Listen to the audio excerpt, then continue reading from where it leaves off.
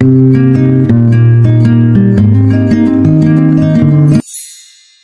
day everyone! Welcome to a day with the Valentines. So first thing in the morning, kay gainom gid mi og warm water.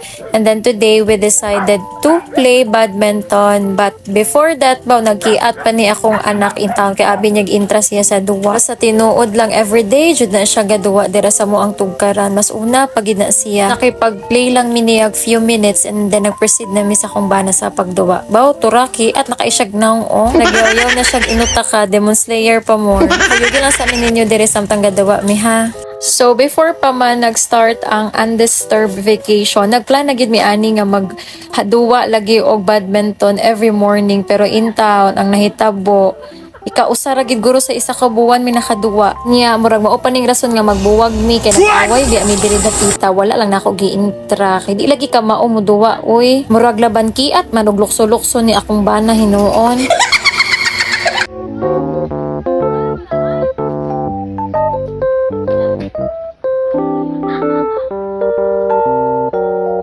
Sa dering dapita murag seryosohanay na mi murag gid mig nag-intrag Olympics ba.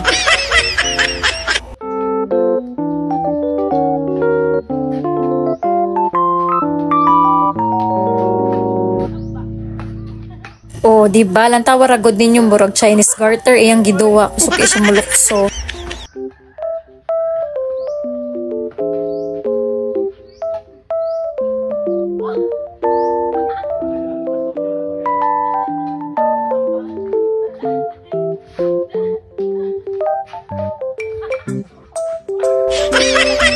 Mga 20 minutes pud guro mi nagduwa og badminton then we decided to clean our tugkaran so nanilhig sa gid mi kadali kay murag baga na gid kaayo ang mga sagbot ang mga dahon nga gikan sa mga punuan ang mga sagbot lagi paguna lang na namo kay nagsugod na pud na sila tubo sugod nga nag-uwan so after namo masilhigan ang diring dapita kay nagtipon na pud ko ani diri sa mga bagol sa butong o lubi nga katong namutong mi nagligad.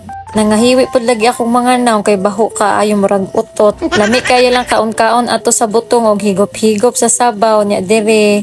Wala gid nahimos pertiging baho. Klaro ra man guro nga murag pinasuko na niya ko paglabay diri. Kaning padayon lang mig panglimpyo sa ko ang bana and then gikapoy na ko siya na lang hinuon ang nahabilin. Papadayan ra nako siya silhig. By the way, nagbakasyon dai na diri sa mua akong pag-umangkon. So pagmata niya human na migduwa. Abi niya gibili na mo siya naglantaw mig basketball. After na ko nakapahuway-huway gamay, nag-start na pud ko gluto diri sa among pamahaw. So nag-prepare lang ko og egg, sunny side up ra ni and then nagisara pud ko og corned beef. And gitimplahan ako ni si Pem o gatas, ni ako at chocolate o pati kay Francis. Dayon, plating po ta diri ginagmay, mura po tag korek para nindot pud kaayo lang taon ni ato ang pamahaw. So kay na ready namang dinamo ako ang breakfast, kaunta ninyo. Papray lang namo diri si Pem. Thank you Lord sa blessings. Unang kagat, kanin lahat. Ayaw lang mo kabala ka guys kay 1 cup of rice ra gina siya kay ginajeta na namo.